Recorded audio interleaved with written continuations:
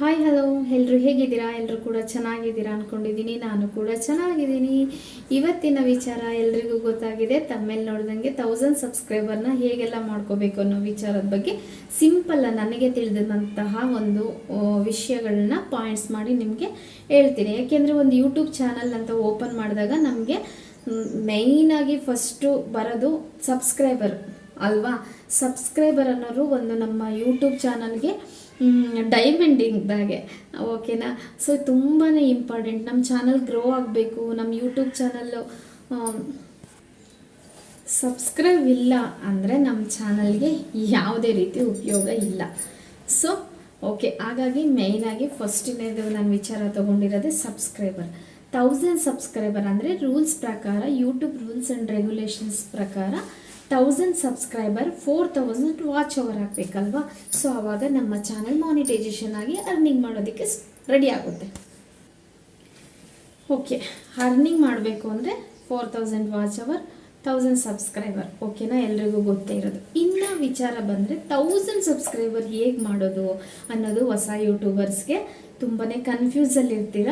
ಕೆಲವೊಂದು ಸತಿ ಆ 1000 ಸಬ್ಸ್ಕ್ರೈಬರ್ ಮಾಡೋ ಒಂದು ಆತುರದಲ್ಲಿ ಕೆಲವೊಂದು ಮಿಸ್ಟೇಕ್ ಕೂಡ ಮಾಡ್ತೀರಾ. ಮಿಸ್ಟೇಕನ್ನು ಇನ್ನೊಂದು ವಿಡಿಯೋದಲ್ಲಿ ನಾನು ಹೇಳ್ತೀನಿ. ಇವಾಗ 1000 ಸಬ್ಸ್ಕ್ರೈಬರ್ ಹೇಗೆ ಮಾಡಬೇಕು ಅನ್ನೋದನ್ನು ಕೆಲವೊಂದು ಪಾಯಿಂಟ್ಸ್ ಮಾಡಿ ಹೇಳಿದ್ದೀನಿ. ಸೊ ಏನಪ್ಪ ಅಂತ ಹೇಳಿದರೆ ವಿಡಿಯೋ ಪೂರ್ತಿಯಾಗಿ ನೋಡಿ, ನಾನು ಏನು ಹೇಳಿದ್ದೀನಿ ವಿಡಿಯೋದಲ್ಲಿ ಅಂತೇಳಿ ನಿಮಗೆ ಅರ್ಥ ಆಗುತ್ತೆ. ಎಲ್ಲ ಸ್ಕಿಪ್ ಮಾಡಬೇಡಿ. ಇನ್ನು ಚಾನಲ್ ಯಾರೆಲ್ಲ ಹೊಸಬ್ರು ನೋಡ್ತಿದ್ದೀರಾ ದಯವಿಟ್ಟು ಸಬ್ಸ್ಕ್ರೈಬ್ ಮಾಡಿಕೊಂಡು ವಿಡಿಯೋ ನೋಡಿ. ಇನ್ನು ಮೊದಲನೇ ಪಾಯಿಂಟ್ ಬಂದುಬಿಟ್ಟು ಸರಿಯಾದ ಕಂಟೆಂಟನ್ನು ನಾವು ಆಯ್ಕೆ ಮಾಡ್ಕೋಬೇಕಾಗುತ್ತೆ.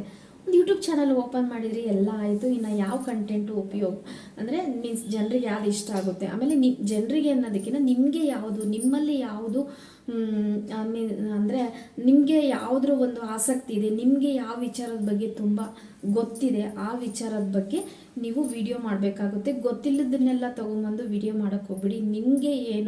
ನಿಮಗೇನು ಗೊತ್ತಿದೆ, ನಿಮ್ಗೆ ಯಾವುದ್ರಲ್ಲಿ ಇಂಟ್ರೆಸ್ಟ್ ಇದೆ, ನೀವು ಯಾವುದ್ರಲ್ಲಿ ಪರ್ಫೆಕ್ಟ್ ಅದನ್ನು ಮಾತ್ರ ವಿಡಿಯೋ ಮಾಡಿ. ಕಂಟೆಂಟನ್ನು ನೀವು ಫಸ್ಟಾಗಿ ಆಯ್ಕೆ ಮಾಡ್ಕೊಳ್ಳಿ. ಯಾವ ಕಂಟೆಂಟು, ಕುಕ್ಕಿಂಗು, ಬ್ಯೂಟಿ, ಮೋಟಿವೇಶನ್ ಯಾವುದಾದ್ರೂ ಆಗಿರ್ಬೋದು. ಬಟ್ ಅದು ನಿಮ್ಮ ಓನ್ ಡಿಸೈಡು. ಕರೆಕ್ಟಾಗಿ ಒಂದು ಕಂಟೆಂಟನ್ನು ಆಯ್ಕೆ ಮಾಡ್ಕೋಬೇಕು. ಯಾವ ಕಂಟೆಂಟನ್ನು ಆಯ್ಕೆ ಮಾಡ್ಕೋಬೇಕು, ಅದನ್ನು ಯಾವ ರೀತಿ ಪ್ರೆಸೆಂಟೇಷನ್ ಕೊಡಬೇಕು, ಯಾವ ರೀತಿ ಜನಗಳಿಗೆ ಇಷ್ಟ ಆಗೋ ಥರ ಮಾಡಬೇಕು, ವಿಡಿಯೋ ಮಾಡಬೇಕು, ಅದನ್ನು ಪ್ರತಿಯೊಂದನ್ನು ಕೂಡ ನೀವು ಮೈಂಡಲ್ಲಿ ಇಟ್ಕೊಂಡು ಕಂಟೆಂಟನ್ನು ಸೆಲೆಕ್ಟ್ ಮಾಡ್ಕೋಬೇಕು, ಓಕೆನಾ?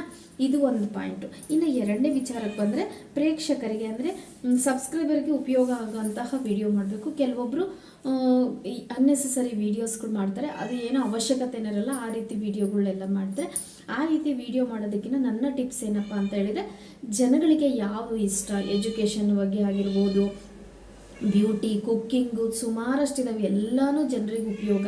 ಆ ಉಪಯೋಗ ಆಗೋಂತಹ ಒಂದು ವಿಚಾರಗಳನ್ನ ಇಟ್ಕೊಂಡು, ಒಂದು ನಿಮಿಷ,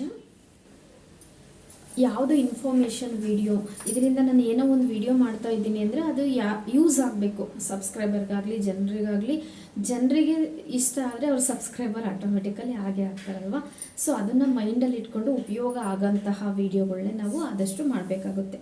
ಇನ್ನು ಮೂರನೇ ವಿಚಾರ ಬಂದರೆ ತಮ್ಮೇಲ್ ಮತ್ತು ಟೈಟಲ್ಲು ತುಂಬ ಇಂಪಾರ್ಟೆಂಟ್ ಆಗುತ್ತೆ. ನಾವು ಯೂಟ್ಯೂಬ್ ಚಾನಲ್ ಸ್ಟಾರ್ಟ್ ಮಾಡಿದ್ವಿ, ವಿಡಿಯೋ ಆಗ್ತಾಯಿದ್ದೀವಿ ಅಂದರೆ ತಮ್ಮೇಲ್ ನೋಡಿಬಿಟ್ಟೆ ಅಟ್ರಾಕ್ಷನ್ ಆಗೋದು. ಮೇಯ್ನಾಗಿ ವಿಡಿಯೋಗೆ ಬೇಕಾಗಿರೋದು ತಮ್ಮೇಲು. ಮೀನ್ಸ್ ಕೆಲವೊಬ್ಬರು ವಿಡಿಯೋ ಮಾಡಿರ್ತಾರೆ, ಅದರಲ್ಲಿ ಎಲ್ಲೋ ಒಂದು ಕ್ಲಿಪ್ಸು ವಿಡಿಯೋ ಮಾಡಿರೋದು ಅದು ಶೋ ಆಗ್ತಾ ಇರುತ್ತೆ, ಇಲ್ಲ ಅವ್ರ ಫೋಟೋ ಶೋ ಆಗ್ತಾ ಇರುತ್ತೆ. ಸೊ ಆ ರೀತಿ ಆಗುತ್ತೆ. ನಾವು ವಿಡಿಯೋದಲ್ಲಿ ತಮ್ಮೇಲ್ ಅಂದರೆ ಏನಂತ ಹೇಳಿದ್ದೀನಲ್ವಾ, ವಿಡಿಯೋದಲ್ಲಿ ನಾವು ಏನು ಹೇಳಿದ್ದೀವಿ ಅನ್ನೋದು ಆ ತಮ್ಮೇಲಲ್ಲಿ ನೋಡಿದ ತಕ್ಷಣ ಅವ್ರಿಗೆ ಗೊತ್ತಾಗಬೇಕು. ಆ ತಮ್ಮೇಲ್ ನೋಡಿ ಕ್ಲಿಕ್ ಮಾಡಿದಾಗ ನಿಮ್ಮ ಚಾನಲಲ್ಲಿ ಯಾವ ವಿಡಿಯೋ ಮಾಡಿದ್ದೀರಾ ಅಂತೇಳಿ ಅವರು ಬಂದು ನಿಮ್ಮ ವೀಡಿಯೋಸ್ ನೋಡೋದಕ್ಕಾಗಲಿ ಸಬ್ಸ್ಕ್ರೈಬರ್ ಆಗೋದಕ್ಕಾಗಲಿ ತುಂಬಾ ಇಂಪಾರ್ಟೆಂಟ್ ಆಗುತ್ತೆ. ಅದರ ಜೊತೆ ತಮ್ಮೇಲ್ ಜೊತೆ ನಾವು ಟೈಟಲ್ನು ಕೂಡ ಯೋಚನೆ ಮಾಡಬೇಕಾಗುತ್ತೆ. ಸೊ ಟೈಟಲ್ ಅಂದರೆ ನಾನು ಎಕ್ಸಾಂಪಲ್, ನಾನು ಇವಾಗ ಸೊಪ್ಪಿನ ಸಾಂಬಾರು ಮಾಡಿರ್ತೀನಿ, ಸೊ ವಿಡಿಯೋ ಮಾಡಿರ್ತೀನಿ, ಎಲ್ಲ ಮಾಡಿರ್ತೀನಿ. ಸೊ ಅಲ್ಲಿ ಟೈಟಲ್ ಏನೂ ಕೊಟ್ಟಿರಲ್ಲ, ಹಾಗೆ ಕೆಲವೊಂದು ಸತಿ ಡೇಟೆಲ್ಲ ಹಾಕಿ ಅಪ್ಲೋಡ್ ಮಾಡಿಬಿಡ್ತಾರೆ. ಸೊ ಆ ಮಿಸ್ಟೇಕ್ ಮಾಡಿಬಿಡಿ. ಸೊ ಅದನ್ನು ಕ್ಯೂರಿಯಾಸಿಟಿ ಆಗಿ ಹೆಚ್ಚಿಸೋದು, ಇನ್ನೂ ಹೆಚ್ಚು ಯಾವ ರೀತಿ ಕ್ಯೂರಿಯಾಸಿಟಿ ಹೆಚ್ಚೋದು, ವಿಡಿಯೋ ವೈರಲ್, ಅದರಲ್ಲೆಲ್ಲ ಹೇಳ್ತೀನಿ ನಾನು. ಅದರಲ್ಲಿ ನಾನು ಸೊಪ್ಪಿನ ಸಾಂಬಾರು ಮಾಡಿದ್ದೀನಿ, ಅದರ ಟೈಟಲ್ ನೀವೇನು ಮಾಡಿದ್ದೀರಾ ಅನ್ನೋದನ್ನು ಹೆಸರು ಕೊಡೋದು ಏನಿದೆ ಅಲ್ವಾ, ಅದಕ್ಕೆ ಟೈಟಲ್ ಅಂತಾರೆ. ಟೈಟಲ್ನು ಕೂಡ ನೀವು ಮೇಯ್ನಾಗಿ ಯೋಚನೆ ಮಾಡಬೇಕಾಗುತ್ತೆ. ಟೈಟಲ್ ಮತ್ತು ತಮ್ಮೇಲ್ ತುಂಬಾ ಇಂಪಾರ್ಟೆಂಟ್ ಆಗುತ್ತೆ, ಸಬ್ಸ್ಕ್ರೈಬರ್ ಇನ್ಕ್ರೀಸ್ ಮಾಡೋದಕ್ಕೆ ಇದು ಒಂದು ಪಾಯಿಂಟ್ ಅಂತ ನಾನು ಹೇಳ್ತೀನಿ, ಓಕೆನಾ. ಇನ್ನು ಕನ್ಸಿಸ್ಟೆನ್ಸಿ ತುಂಬ ಮುಖ್ಯ. ಕನ್ಸಿಸ್ಟೆನ್ಸಿ ಅಂದರೆ ನಾನು ಪ್ರತಿ ಸತಿ ಹೇಳ್ತೀನಿ, ಯಾಕೆಂದರೆ ಈ ವಿಚಾರ ನಾನು ಪ್ರತಿ ಸತಿ ಯಾಕೆ ಹೇಳ್ತೀನಿ ಅಂದರೆ, ಆ ಮಿಸ್ಟೇಕ್ ನಾನು ಮಾಡಿದ್ದೀನಲ್ವಾ, ಗ್ಯಾಪ್ ಬಿಡೋದು ವಾರಕ್ಕೆ, ತಿಂಗಳಿಗೆ, ವರ್ಷಕ್ಕೆ, ಈ ರೀತಿ 2 ದಿನಕ್ಕೆ 3 ದಿನಕ್ಕೆ ಈ ರೀತಿ ಮಾಡಬೇಡಿ. ಸೊ ಕನ್ಸಿಸ್ಟೆನ್ಸಿ ಮೀನ್ಸ್ ಇವತ್ತು ನೀವು 10 ಗಂಟೆಗೆ ಮಾರ್ನಿಂಗ್ ವಿಡಿಯೋ ಹಾಕಿದ್ರಿ ಅಂದರೆ ಸೊ ತಿರುಗಿ ದಿನ 10 ಗಂಟೆಗೆ ಹಾಕ್ಬೋದು. ಆಮೇಲೆ ಕರೆಕ್ಟು ಟೈಮಿಗೆ ಹಾಕಬೇಕು. ಬೆಳಗ್ಗೆ 10 ಗಂಟೆಗೆ ಹಾಕಿದ್ವಿ, ಮಧ್ಯಾಹ್ನ 2 ಗಂಟೆಗೆ ಹಾಕಿದ್ವಿ, ಸಂಜೆ ಹಾಕಿದ್ವಿ, ಇಷ್ಟ ಬಂದಂಗೆಲ್ಲ, ಇಷ್ಟ ಬಂದ ದಿನ, ಇಷ್ಟ ಬಂದ ಟೈಮಲ್ಲಿ ನೀವು ವಿಡಿಯೋಗಳನ್ನ ಹಾಕೋದಕ್ಕೆ ಹೋಗಬೇಡಿ. ಒಂದು ಕನ್ಸಿಸ್ಟೆನ್ಸಿ, ಟೈಮು, ದಿನ ಎಲ್ಲದನ್ನು ಕರೆಕ್ಟಾಗಿ ಮೇಂಟೈನ್ ಮಾಡಬೇಕು. ಹಾಗೆ ಬಿಟ್ಟು ಬಿಟ್ಟು ಹಾಕೋದು, ಇವತ್ತು ಹಾಕಿದೆ ಆ ರೀತಿ ಮಾಡೋಕ್ಕೆ ಹೋಗ್ಬೇಡಿ, ಗ್ಯಾಪ್ ಕೊಡಬೇಡಿ. ಚಾನಲ್ ಫ್ಯೂಸ್ ಆಗಿಬಿಡುತ್ತೆ. ಫ್ಯೂಸ್ ಆದರೆ ವ್ಯೂಸ್ ಕೂಡ ಬರಲ್ಲ, ನೀವು ಕೂಡ ಡಿಮೋಟಿವೇಟ್ ಆಗೋ ಚಾನ್ಸ್ ತುಂಬಾ ಇದೆ. ಸೊ ಹಾಗಾಗಿ ಕನ್ಸಿಸ್ಟೆನ್ಸಿ ತುಂಬ ಮೇಂಟೈನ್ ಮಾಡಿ. ಇದು ಒಂದು ತುಂಬ ಇಂಪಾರ್ಟೆಂಟ್ ಪಾಯಿಂಟ್ ಆಗಿರುತ್ತೆ. ಇನ್ನು ವ್ಯೂವರ್ಸ್ಗೆ ವ್ಯಾಲ್ಯೂ ಕೊಡಿ. ಮೀನ್ಸ್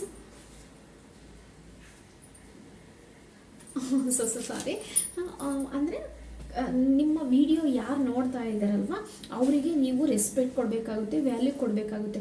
ಕೆಲವೊಬ್ಬರು ವಿಡಿಯೋ ನೋಡ್ತಾರೆ, ನೋಡ್ಕೋತಾರೆ, ಹೋಗ್ತಾರೆ, ಅವ್ರಿಗೆ ಬೇಕು ಆ ರೀತಿ ಮೈಂಡಲ್ಲಿ ಇಟ್ಕೋಬೇಡಿ. ನೀವು ರೆಸ್ಪೆಕ್ಟ್ ಕೊಟ್ಟರೆ ಅವರು ರೆಸ್ಪೆಕ್ಟ್ ಕೊಡ್ತಾರೆ. ನೀವು ಅವ್ರಿಗೆ ಇಷ್ಟ ಆಗೋ ಥರ ರೆಸ್ಪೆಕ್ಟ್ ಕೊಟ್ಟು, ಗೌರವ ಕೊಟ್ಟು ಮಾತಾಡಿದರೆ ಸೊ ನಿಮ್ಮನ್ನು ವಿಡಿಯೋಕ್ಕಿಂತ ಹೆಚ್ಚಿಗೆ ಅವರ ನಡುವೆ ಪ್ರೀತಿಯ ಬಾಂಧವ್ಯ, ಮಾತು, ಗೌರವ ಎಲ್ಲ ಮುಖ್ಯ ಆಗುತ್ತೆ. ನೀವು ಅವ್ರನ್ನ ಯಾವ ರೀತಿ ಟ್ರೀಟ್ ಮಾಡ್ತೀರಲ್ವ ಸೊ ಅವರು ನಿಮ್ಮ ಚಾನಲ್ಗೆ ಅಷ್ಟು ಇಂಟ್ರೆಸ್ಟ್ ಕೊಟ್ಟು ವಿಡಿಯೋ ನೋಡ್ತಾರೆ, ಓಕೆನಾ. ಅವರಿಗೆ ಮೊದಲೇ ಪ್ರಿಫರೆನ್ಸ್ ಕೊಡಿ, ಓಕೆನಾ. ಅದೊಂದು ಮೇಯ್ನಾಗಿ ಮೈಂಡಲ್ಲಿ ಇಟ್ಕೋಬೇಕು. ವಿಡಿಯೋ ಕೊನೆಯಲ್ಲಿ ಕೆಲವೊಂದು ಸತಿ ಇವಾಗ ನಾನು ಹೇಳಿದ್ನಲ್ವಾ, ಒಂದೇನೋ ವಿಡಿಯೋ ಮಾಡ್ತಾ ಇದ್ದೀರಾ ಅಂತ ಹೇಳಿದ್ರೆ ಸ್ಟಾರ್ಟಿಂಗಲ್ಲಾಗಿರ್ಬೋದು, ಕೊನೆಯಲ್ಲಾಗಿರ್ಬೋದು. ಸೊ ಯಾರಾದರೂ ಹೊಸಬ್ರು ನನ್ನ ವಿಡಿಯೋ ನೋಡ್ತಾ ಇದ್ರೆ ದಯವಿಟ್ಟು ಚಾನಲ್ನ ಸಬ್ಸ್ಕ್ರೈಬ್ ಮಾಡ್ಕೊಳ್ಳಿ, ಬೆಲ್ ಐಕನ್ ಪ್ರೆಸ್ ಮಾಡಿ ಅಂತ ನಾನು ಹೇಗೆ ಹೇಳಿದ್ನಲ್ವ, ಹಾಗೆ ನೀವು ಎಂಡಲ್ಲಾದರೂ ಹೇಳ್ಬೋದು, ಫಸ್ಟಲ್ಲಾದರೂ ಮಾಡ್ಬೋದು. ವಿಡಿಯೋದಲ್ಲಿ ಒಂದು ಸತಿ ಹೇಳಿದರೆ ತೊಂದರೆ ಏನಿಲ್ಲ. ವಿಡಿಯೋದಲ್ಲಿ ನನ್ನ ಚಾನಲ್ ಸಬ್ಸ್ಕ್ರೈಬ್ ಮಾಡಿ ಅಂತ ಹೇಳಿ ರಿಕ್ವೆಸ್ಟ್ ಮಾಡ್ಕೊಳ್ಳಿ. ಆರ್ಡರ್ ಮಾಡೋಕ್ಕೆ ಹೋಗ್ಬಿಡಿ, ನನ್ನ ಚಾನಲ್ ಸಬ್ಸ್ಕ್ರೈಬ್ ಮಾಡ್ಕೊಳ್ಳಿ, ನೋ, ನನ್ನ ಚಾನಲ್ ಇಷ್ಟ ಆಯಿತು ಅಂದರೆ ಸಬ್ಸ್ಕ್ರೈಬ್ ಮಾಡ್ಕೊಳ್ಳಿ ಅಂತೇಳಿ ಒಂದು ರಿಕ್ವೆಸ್ಟ್. ಯಾವತ್ತೂ ರಿಕ್ವೆಸ್ಟಲ್ಲಿ ಇರುವಂತಹ ವ್ಯಾಲ್ಯೂ ಇನ್ಯಾವುದ್ರಲ್ಲಿಲ್ಲ. ರಿಕ್ವೆಸ್ಟ್ ಹಂಗಂತ ಎಲ್ಲದಕ್ಕೂ ಬೇಡ್ಕೊಳ್ಳಿ ಅಂತ ನಾನು ಹೇಳ್ತಾ ಇಲ್ಲ, ಅದಕ್ಕೊಂದು ಗೌರವ ಅಂತಾರೆ ಅಲ್ವಾ. ಆರ್ಡ್ರ್ ಮಾಡೋದಕ್ಕೂ ಗೌರವ ಕೊಟ್ಟು ಕೇಳ್ಕೊಳೋದಕ್ಕೂ ತುಂಬ ವ್ಯತ್ಯಾಸ ಇದೆ. ಎಲ್ಲದಕ್ಕೂ ಬೇಡೋದಲ್ಲ, ಕೆಲವೊಬ್ಬರು ಬೇಡ್ತಾರೆ ಯೂಟ್ಯೂಬ್ ಚಾನಲಲ್ಲಿ. ಸೊ ಆ ರೀತಿ ಬೇಡಿಕೆ ನಿಮಗೆ ಹೇಳಲಿಲ್ಲ. ಸೊ ಇಷ್ಟ ಆದರೆ ಮೀನ್ಸ್ ಇಷ್ಟ ಆದರೆ ಚಾನಲ್ ಸಬ್ಸ್ಕ್ರೈಬ್ ಮಾಡ್ಕೊಳ್ಳಿ.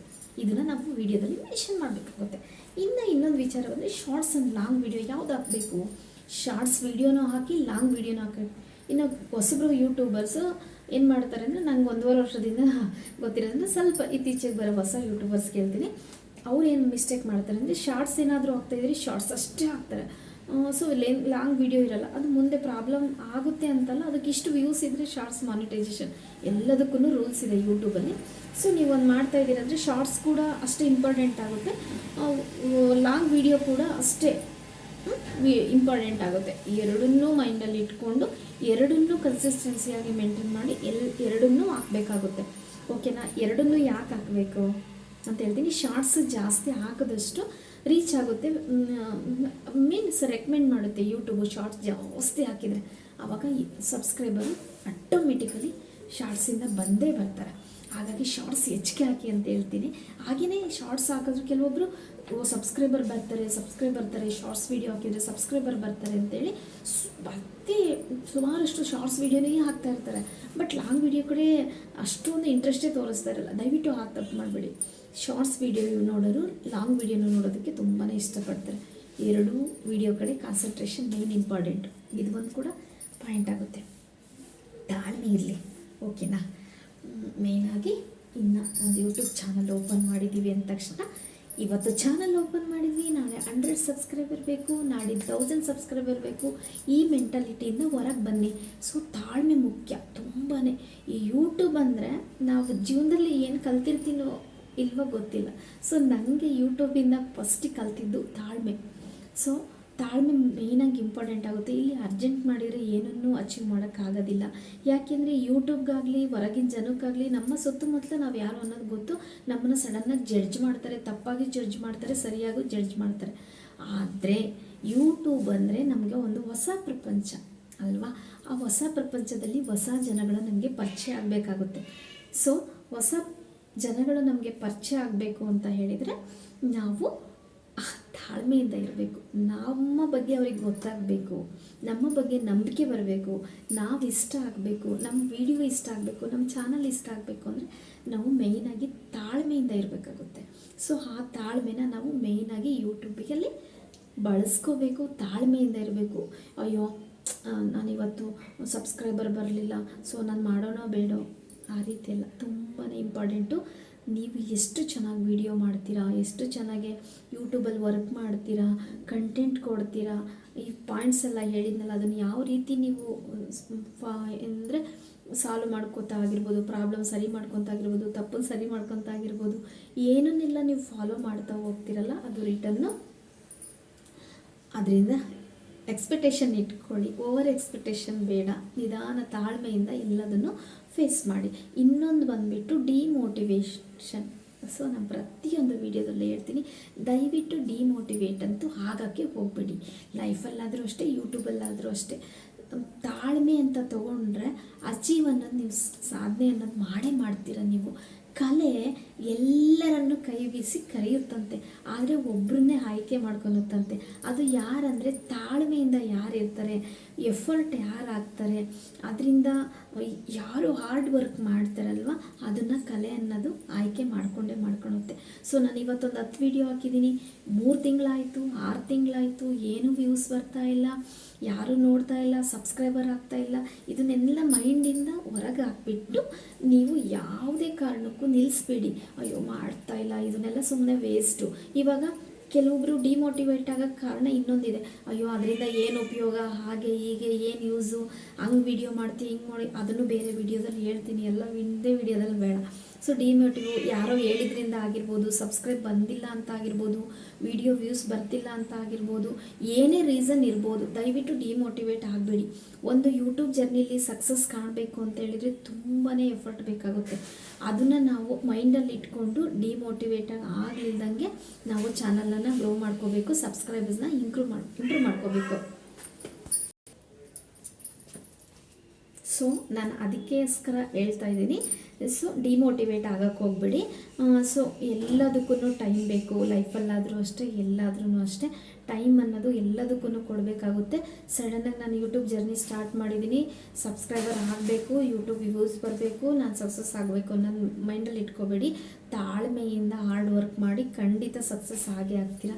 ಇವೇನು ಇಷ್ಟು ಪಾಯಿಂಟ್ ಹೇಳಿದ್ನಲ್ಲ, ಇವಿಷ್ಟನ್ನು ನೀವು ಆದಷ್ಟು ಕಾನ್ಸಂಟ್ರೇಷನ್ ಮಾಡಿ ವೀಡಿಯೋಸ್ ಹಾಕೋದಾಗಿರ್ಬೋದು, ಏನೆಲ್ಲ ಹೇಳಿದ್ನಲ್ಲ ಪಾಯಿಂಟ್ಸು ಅವನ್ನೆಲ್ಲ ನೀವು ಫಾಲೋ ಮಾಡ್ಕೋತಾ ಹೋಗಿ 100% ನಿಮಗೆ 1000 ಅಲ್ಲ 10,000 ಸಬ್ಸ್ಕ್ರೈಬ್ ಆಗ್ಬೋದು, ಮಿಲಿಯನ್ ಸಬ್ಸ್ಕ್ರೈಬರ್ ಆಗ್ಬೋದು.